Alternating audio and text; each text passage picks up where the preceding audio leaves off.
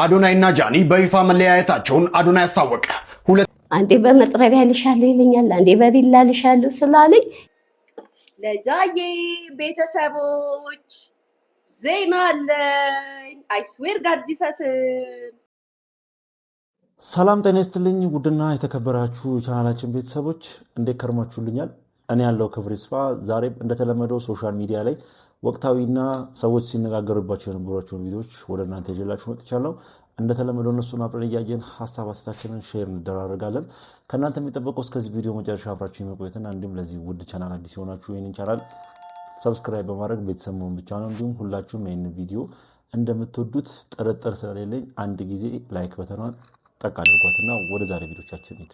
ጥቃት ሊሰነዝርብኝ ሲል አመለጥኩኝ እንጂ እኔ በህይወት አለው ሲሉ እንግዲህ የሶፎንያስ ዋሲሁን እናት በኢትዮ ኢንፎ ዩቲዩብ ገጽ ላይ ተከስተዋል። ጋዜጠኛ ሶፎንያስ ዋሲሁን ሰሞኑን እንግዲህ በሶሻል ሚዲያዎች ላይ ወደ ጤና ተመልሻለሁ ብዙ የማወራችሁ ነገር አለኝ ብሎ ከገለጸ በኋላ በተደጋጋሚ ስለ እናቱ መሞትና መጥፋት የተናገረ ነበረ። ነገር ግን እናትየው ይህንን ያደረኩ ደጋ ለማድረስ ሲሞክርብኝ ነው ብለዋል። ጋዜጠኛው ሕክምና ክትትል ሲያደርግበት ከነበረ ሆስፒታል አምልጦ ጸበል ከገባ በኋላ መድኃኒት በማቋረጡ ምክንያት የአእምሮ ጤና በማገርሸቱ አሁን ከፍተኛ ቀውስ ላይ ይገኛል። ይህንን ችግር እንድትረዱኝና እንድታግዙኝ እፈልጋለሁ ሲሉ እናቱ ጥሪ አቅርበዋል። የእናቱን ጥሪ በመመልከት አቅም ያላችሁ ድጋፍ እንድታደርጉ በዚሁ አጋጣሚ ጥሪን አቅርባለሁ። እናንተ ምን አይነት ሀሳብ አላችሁ? ኮሜንት ላይ ጻፉልን። ይህ መረጃ ሌሎችን ደርሼ ማድረጋችሁ እንዳትረሱ።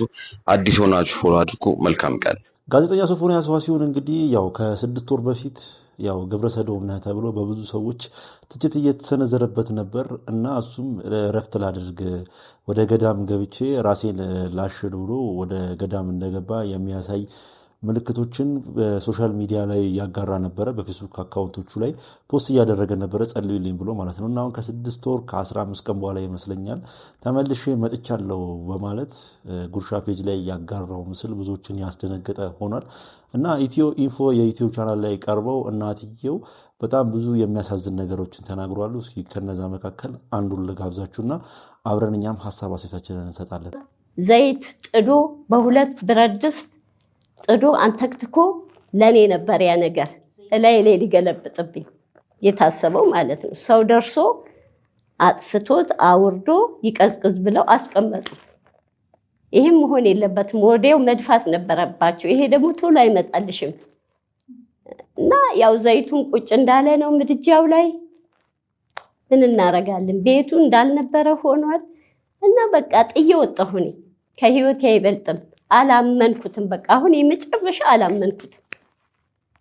በፊት ግን እንደው እንደንትን ነይ ሲለኝ እየተከተልኩ እዛ ነይ ሲለኝ እየተከተልኩ ሳይሆን ንግግሩ ምኑ ትክክል አይደለም። በቃ የሶፎንያስ ዋሲሁን እናት እንግዲህ በዚህ መልኩ ለልጃቸው ያላቸውን ነገር ገልጿሉ። ስለ ልጃቸው የተሰማቸውን ነገር፣ ልጃቸው እያደረሰባቸው ያለውን ነገር እና ጸልዩለት እያሉ ይገኛሉ። እና ብዙ ኢትዮጵያውያን በዚህ ጉዳይ አዝነዋሉ። በተለይ ደግሞ የተፈላውን ዘይት ሲያዩ በጣም ብዙ ሰዎች ደንግጠው እንዴ እስከዚህ ደረጃ ደረሰ እንዴ ይሄ ነገር እያሉ ብዙ ሰዎች ሀሳባቸውን እየሰጡ ይገኛሉ።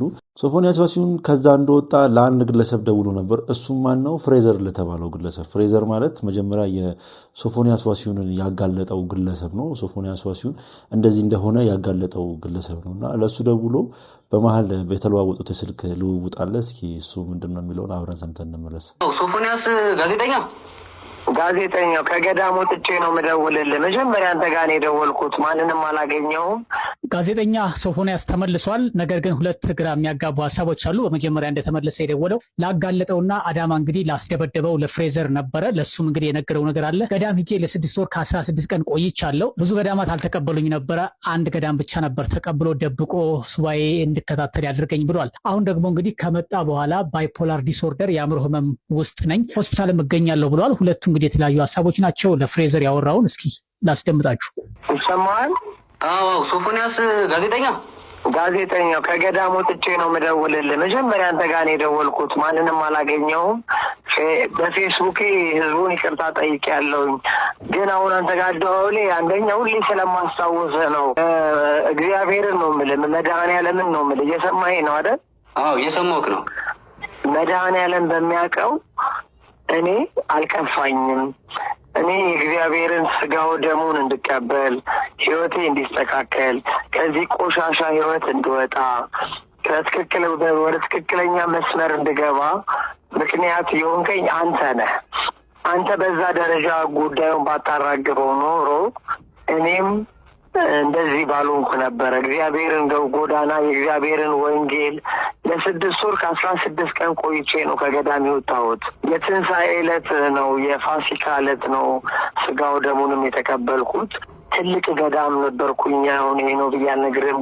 ገዳሙም ደብቆ ነበር ያስቀመጠኝ። መላው ኢትዮጵያ ገዳማት ተደውሎላቸው ሁሉ ፈቃደኛ አልነበረም እኔን ለመቀበል። አንድ ገዳም ብቻ ነው ፈቃደኛ ሆነው ቤተልሔሙ ጎን ያለው ምንድን ነው ግብር ቤት የሚባል ታውቃለህ? አይ አላውቅም። ግብር ቤት የክርስትና ቤት። ኦኬ እሺ።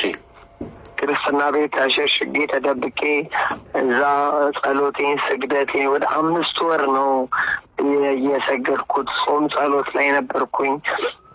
ከዛ በኋላ መድኃኔዓለም የሆሳዕና ዕለት ለአባ ወይም ደግሞ ለነበርኩበት ለአባ ለቅዱሳኑ በህልማቸው ሶፎንያስ ስጋው ደሙን የትንሣኤ ዕለት ይቀበል ብሎ መድኃኔዓለም ነግሯቸው የትንሣኤ ዕለት ስጋው ደሙን ተቀብዬ ትንሽ ታምሜ የካቲት ሆስፒታል ትንሽ አየር አጥሮኝ ኮማ ውስጥ ነበርኩኝ። የምግብ እጥረት ገጥሞኝ ወደ 20 ኪሎ ገደማ ነው የቀነስኩት። ብታየኝ በጣም ነው የምትደነግጠው። አሁን ፎቶ ፖስት አድርጌያለሁ ፌስቡክ ላይ፣ ግን የድሮ ነው። ምክንያቱም የአሁኑ ፌሴን ብታየው በእውነት ታለቅሳለህ። በእውነት ከዚህ በፊት ከታመምኩትም በላይ ነው። 20 ኪሎ ነው የቀነስኩት።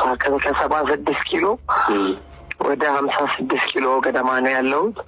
ይህ የስልክ ልውውጣቸው ብዙዎችን ያስደነገጠ ሆኗል። ምክንያቱም ማንም ሰው እያመነው አይደለም አሁን ላይ ሶፎንያስን ማለት ነው። እና ያው ሰውንም እረዳለሁ ብዬ አስባለሁ። በዚህ ጊዜ በዚህ ፍጥነት እንደዚህ አይነት ለውጦች ይኖራሉ ብዬ አላስብም። እስኪ እናንተ በዚህ ቪዲዮ ላይ ምን አይነት ሀሳብ አስተያየታላችሁ? ሀሳባችሁን በጨዋ ደንብ ኮሜንት ሴክሽን ላይ ያስቀምጡልኝ፣ ስለዚህ ቪዲዮ የተሰማችሁን ማለት ነው። አዶናይና ጃኒ በይፋ መለያየታቸውን አዶናይ አስታወቀ። ሁለቱ ዝነኞች እንደተለያዩ አዶናይ ገልጿል።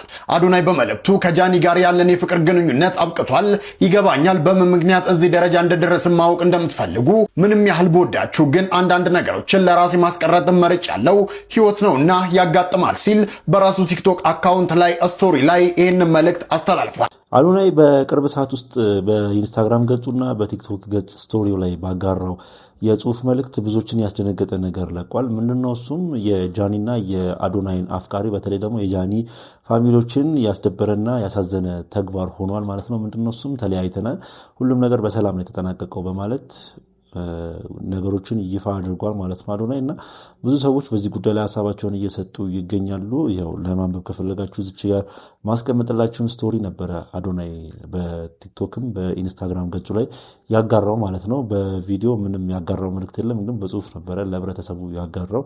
እኔና እሷ በአሁኑ ሰዓት ላይ ተለያይተናል በማለት ማለት ነው። በግልጽና ግልጽ አማርኛ ተለያይተናል ብሎ ነው ነገሮችን እየቋጨው። እና ይህንን ነገር ሊያሾ ስትሰማ የተደሰተችውን ደስታ ልነግራችሁ አልችልም። እስኪ በቪዲዮ እንመልከተው። አሁን ቅርብ ሰዓት ነው ሊያሾ ላይቭ ላይ ባለችበት ሰው ደውሎ ነው የነገራት ይህንን ነገር ማለት ነው። የአዶናይና የጃኒን መለያየት ሰው ደውሎ እስኪ ነግራት ድረስ እንግዲህ እስኪ እኔ የታዘብኩት ነገር ስለሆነ ነው። እስኪ አሁንም በቪዲዮ እንመልከተው። ለጃዬ ቤተሰቦች ዜና አለኝ። አይስዌር ጋዲሰስን የጃ ፋሚሊዎች ከሞነ እኔ ጋር እኔ ለእናንተ መቼም ታውቃላችሁ የምበላውን ምግብ ይሄንን ቺዝ አቁሜ ነው የደወልኩላችሁ። እያያችሁኝ የጃ ፋሚሊዎች ኑ በሉ፣ ኑ ማዳምንም አታናድዱ፣ ኑ ግቡ፣ ኑ ማርያምን ኑ እነግራችኋለሁ። ኑ ግቡ፣ ጥሯቸው ጋይስ፣ ኑ ግቡ። እንግዲህ የሰው ልጅ በሰው መለያየት እንደዚህ ሲደሰት እኔ ይቅርታ አድርጉልኝና የፈለገ ጃኒ ላትመቸኝ ትችላለች። እኔ ለጃኒ ብዙም ፍቅር የለኝም፣ አድናቂዋም አይደለሁም። እንደውም ከአዶናይ ጋር እንደዚህ ስትሆን ብዙም ደስ አላለኝም ነበረ። ለአዶናይ የሚያለኝ ነገር በተለይ ደግሞ ከጆናኔን ጋር የተፈጠረውን ነገር ሰሞኑን ሰምታችኋል ብዬ አስባለሁ።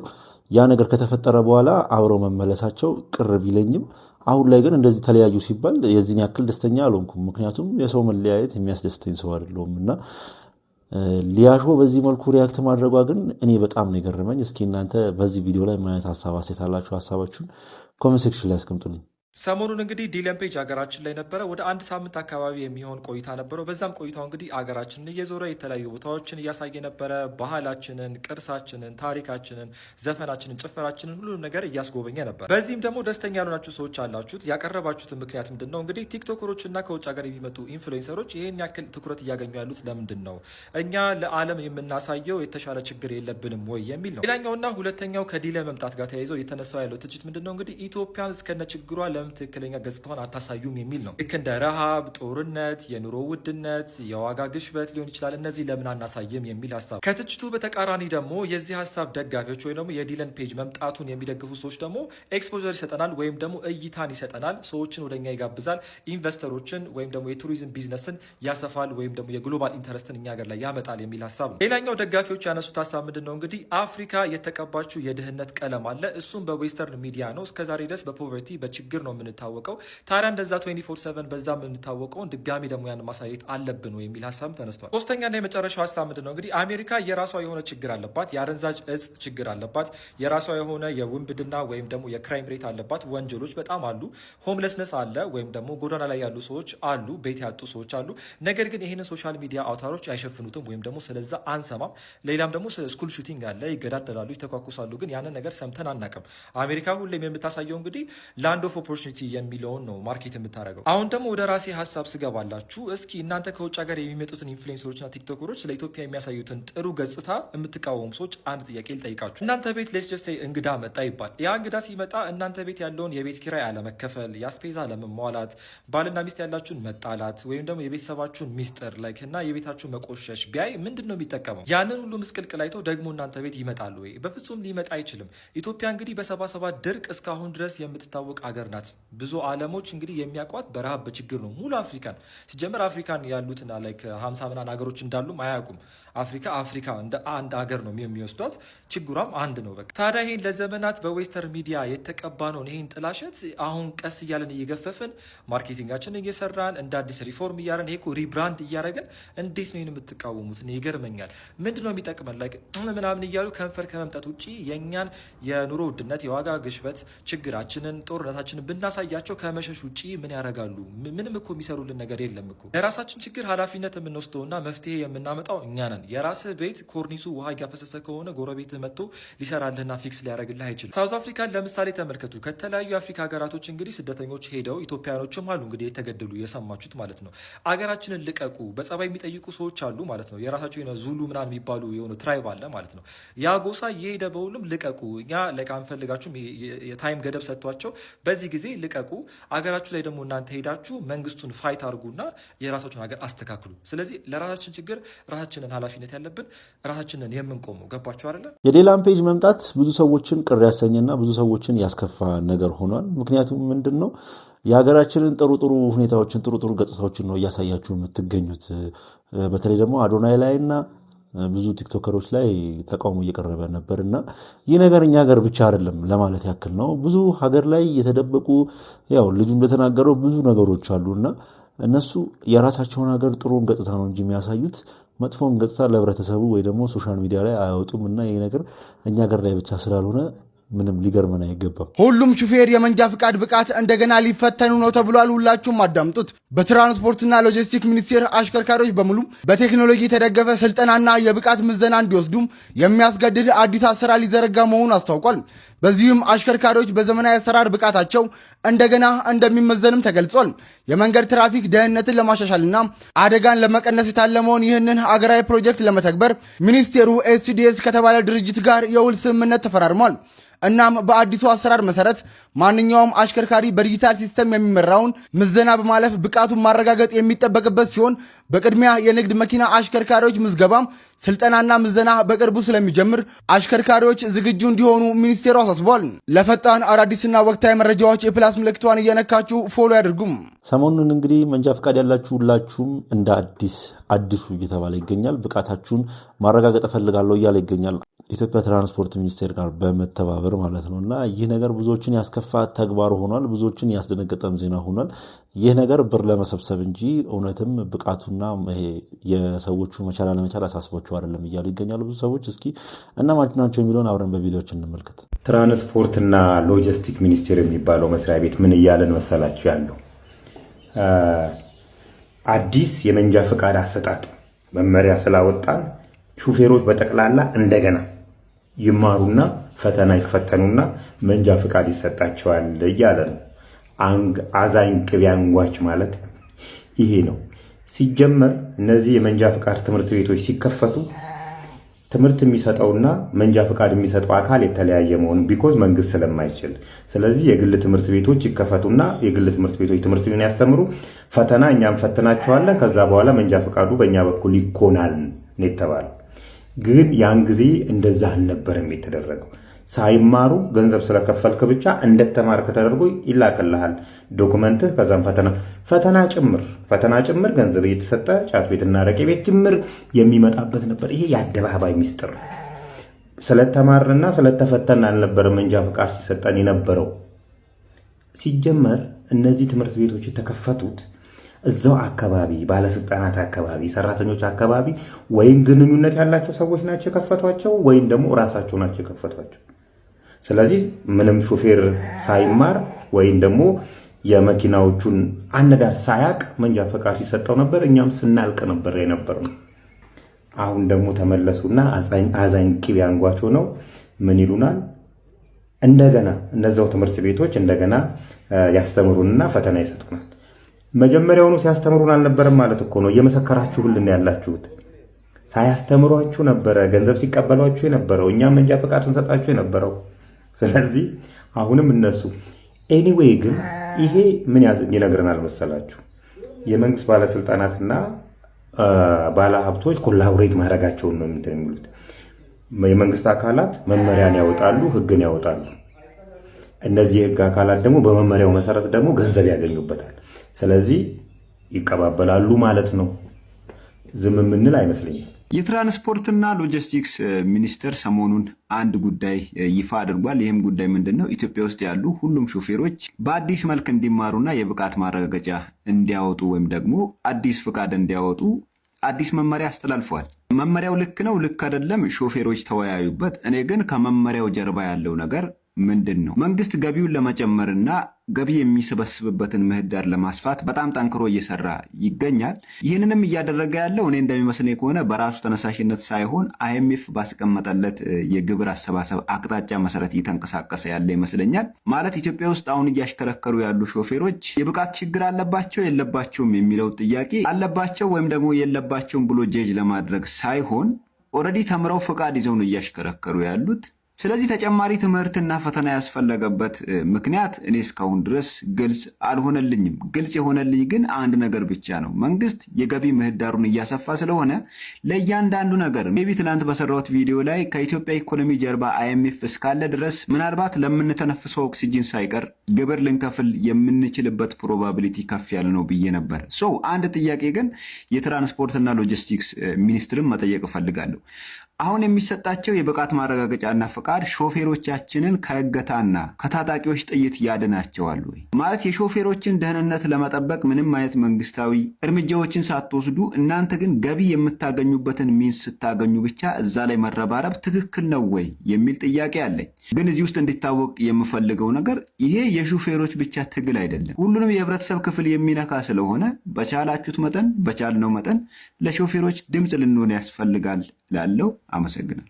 በቪዲዮቹ ላይ እንደተመለከታችሁት ብዙ ሰዎች ይሄኛውን ሀሳብ ውድቅ አድርገውታል። ምክንያቱም ውድቅ ሊደረግ የሚገባው ጉዳይ ነው ብዬ ነው ማሰበው። መጀመሪያ ላይ ጥንቃቄ ማድረግ ነው። ያው በጣም አደጋዎች እየደረሱ እንደሆነ ሁላችንም እናውቃለን።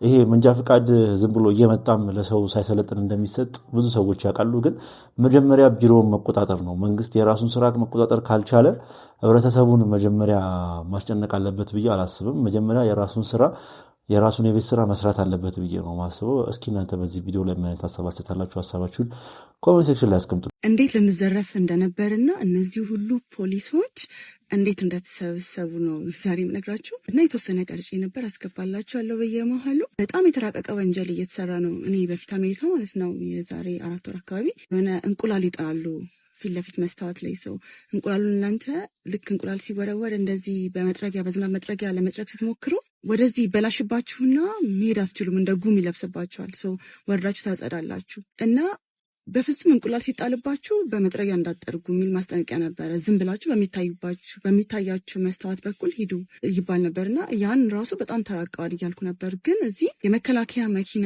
ይዘው ነው ሊዘርፉን ሲከተሉን የነበረው። እኛ ግን እግዚአብሔር ማስተዋል ሰጥቶን በጣም በቃ በፍጥነት ማለት ተከተሉን። ከቦሌ ወደ ብሔራዊ ሄድን ነበር እኛ።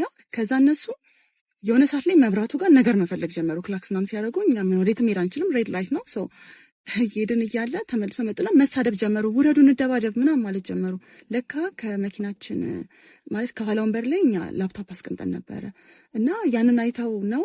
ከዛ በኋላ ግን ፖሊሶች መኪናቸው ውስጥ ከ5 በላይ ታርጋ ነበር ያገኙት። በኋላ ላይ ፖሊስ ሆኖ ከሌባ ጋር ሲተባበር ለየትኛው አካል ነው ሄዳችሁ የምትጮት? እግዚአብሔር ምስክሬ ነው። ዛሬ ምን አጋጠመ?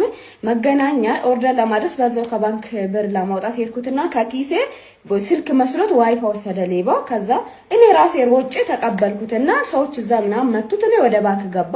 ከዛ ማነሽ ነው ምናምን አለኝ። ወጣሁት። ከወጣሁ በኋላ ምን ተፈጠረ?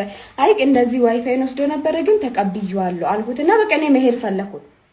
እነጀስ እንዴት ነው ከየት ነው የወሰደ ስሉ ኪሴን ክፍት ሳረግ ብር አለ ካለ እግዚአብሔር ምስክሬ ነው።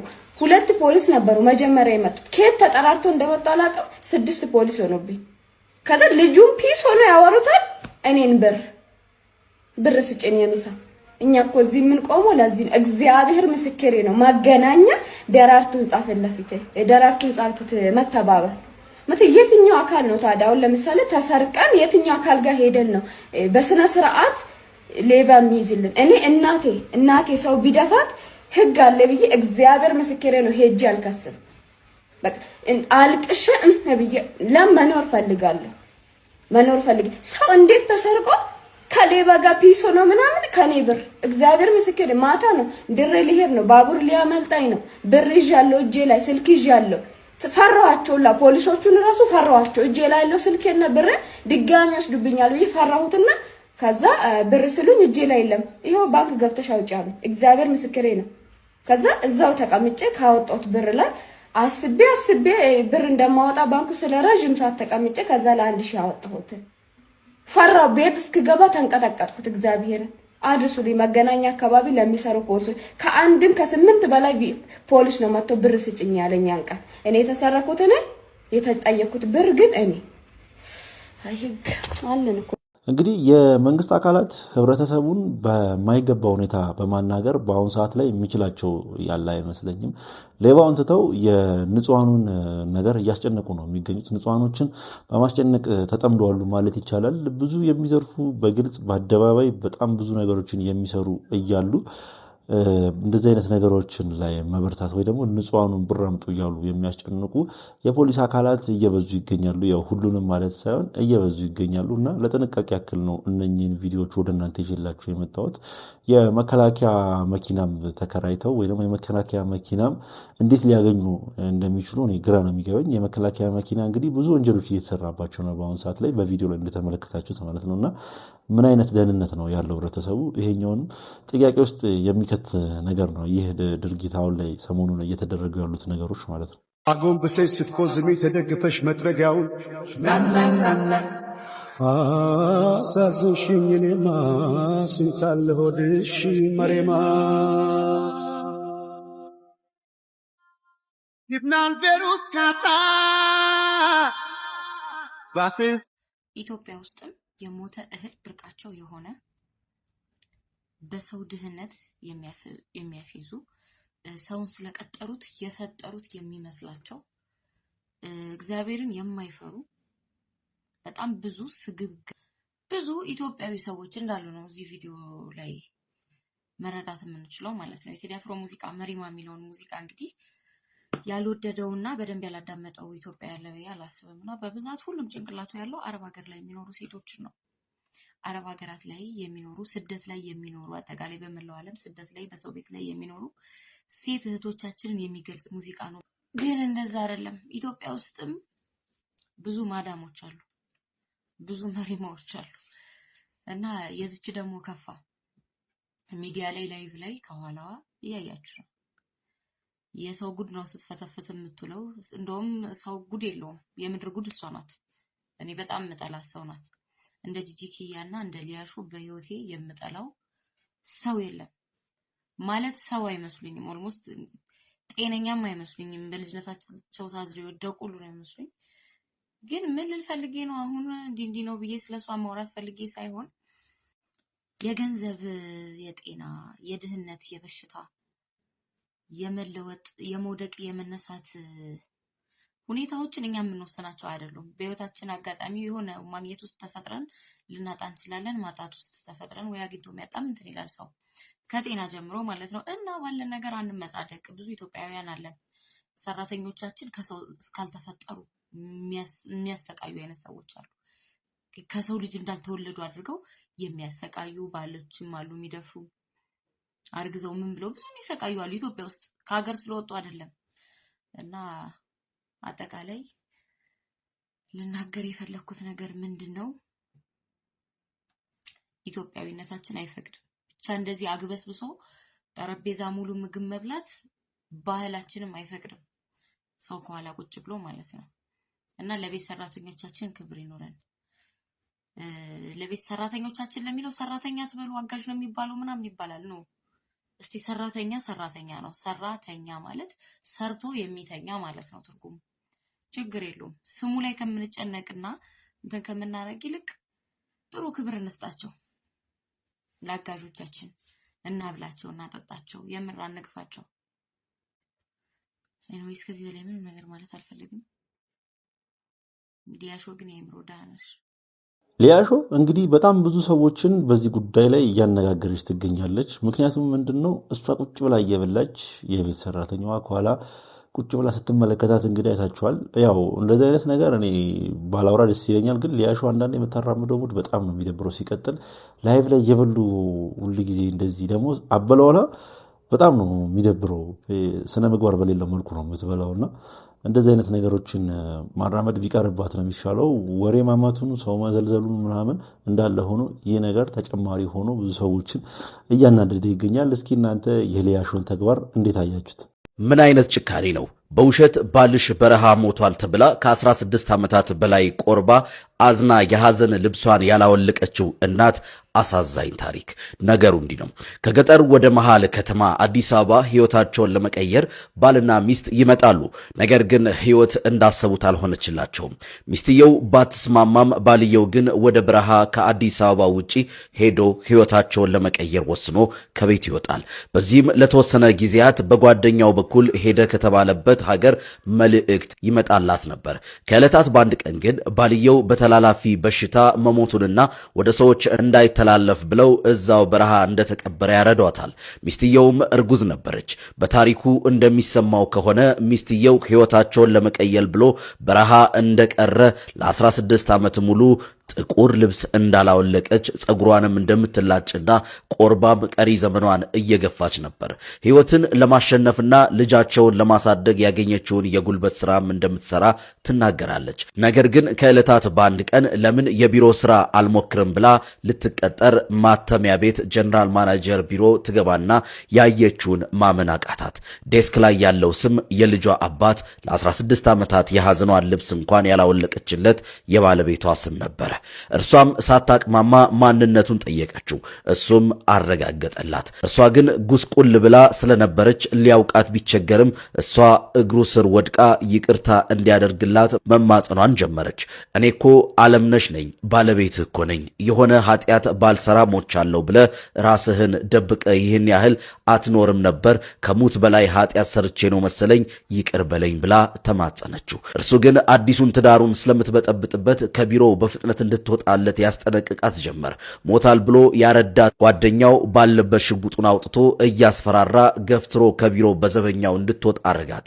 ተስፋ የቆረጠች እናት ራሷን ለማጥፋት ጊዜው ያለፈበት መድኃኒት ከሚጣልበት ቦታ ለቃቅማ የቤቷን በር ከውስጥ ቀርቅራ መድኃኒቱን ጠጥታ ስለነበረ በጊዜ ደረሰላት አልነበረምና በህይወት ብትተርፍም ለረጅም ጊዜ ግን በግሉኮስ ሆስፒታል ለመቆየት ተገደደች።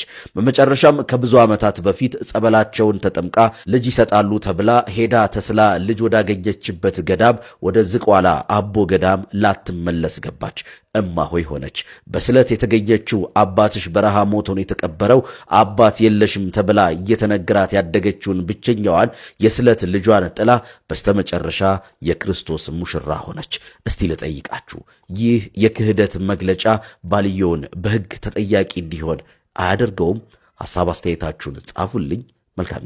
ወንድ ልጅ በዚህ አይነት ይጨክናል የሚያስብሉ ቪዲዮችን ሰሞኑን በፖድካስት ሴቶቻችን እየመጡ የህይወት ታሪካቸውን እያጋሩ ይገኛሉና ምን አይነት ጭካኔ ነው እኛ ወንዶች ጋር እየታየ የሚገኘው?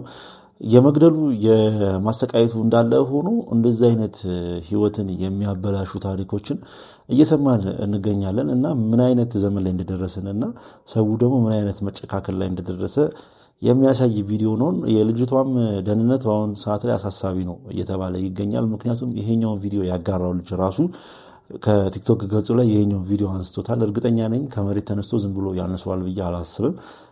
ያው ማስፈራሪያ ደርሶት ነው ብዬ ነው አስበው።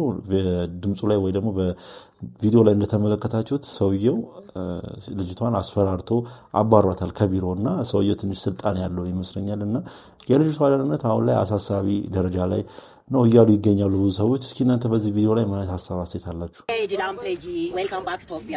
ጳውሎስ ነው ዲላምፔጂን ወደ ባስኬቶ ብታመጣ ደስ ይለኛል። ለምሳሌ ኮፒ ቡና አለ፣ ጀንጀብል አለ፣ ኮሮርማ ወዘተ የመሳሰሉት ኮፒ ብቻ ነው፣ ፕሪንት የለም።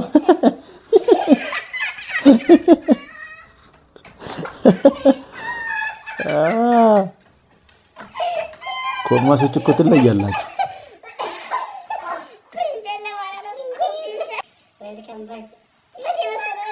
ዌልካም ባክ መቼ መጥቶ ነው?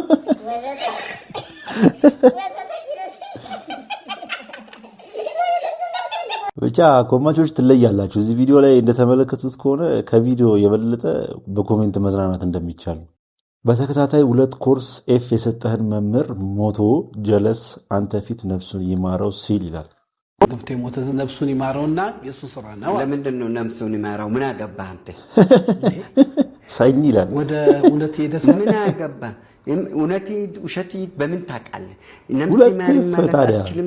ነፍስ አይማርም አትችልም። ማን ነው ሞተ በኋላ ማን አንተ እንደፈለገ ያድርገው። ማን ፈጣሪ እንደ ምን አገባን እንደ ከፈለገ ይማረው ካልፈለገ አይማረው። እኛም ምን ያገባን? የኛን አናቅም እንኳን ሰው። እንግዲህ በዚህ ቪዲዮ እንደተረዳሁት በፈጣሪ ስራ መግባት የለብንም። ራሱ ነው ፈጣሪ የሚምረውም ማይምረውም ፈጣሪ ነው እያለ ይገኛል ሰኝ። የግል ትምህርት ቤት ተማሪዎችና የመንግስት ትምህርት ቤት ተማሪዎች ልዩነታቸው Technically, we are 4 dimensions. እሳት ነው ግራ ነው የሚያጋቡ። Spatial and 4 dimension could be anything. እቺ ማናት? አላቃዝምት እኛ ክፍል የለችም። ብዙ ጊዜ ማለት ነው አሁን ላይ እየተለመደ የሚገኘው እንግሊዘኛ ቋንቋ በጣም ጠቃሚ እንደሆነ ብዙ ሰዎች እየተረዱ ይመስለኛል።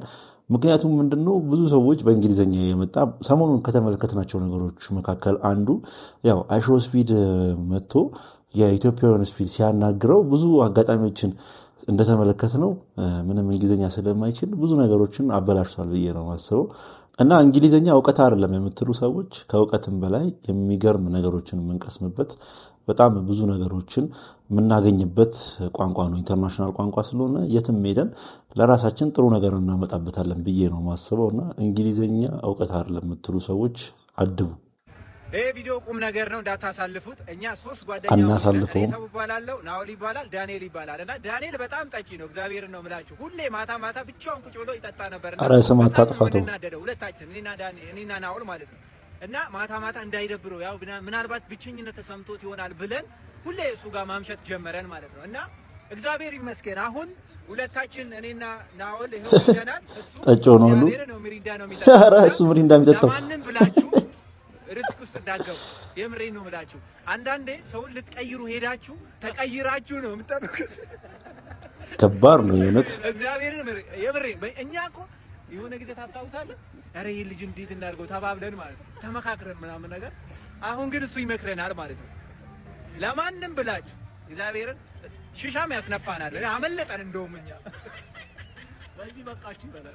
እዚህ ቪዲዮ ላይ አንድ ነገር ነው ማለት የምፈልገው፣ እንደዚህ አይነት ጓደኛ ይስጣችሁ። በቃ እናንተ የምታደርጉትን ነገር እያደረገ እናንተን ከዛ ነገር ለማስወጣት የሚሞክር ጓደኛ ይስጣችሁ።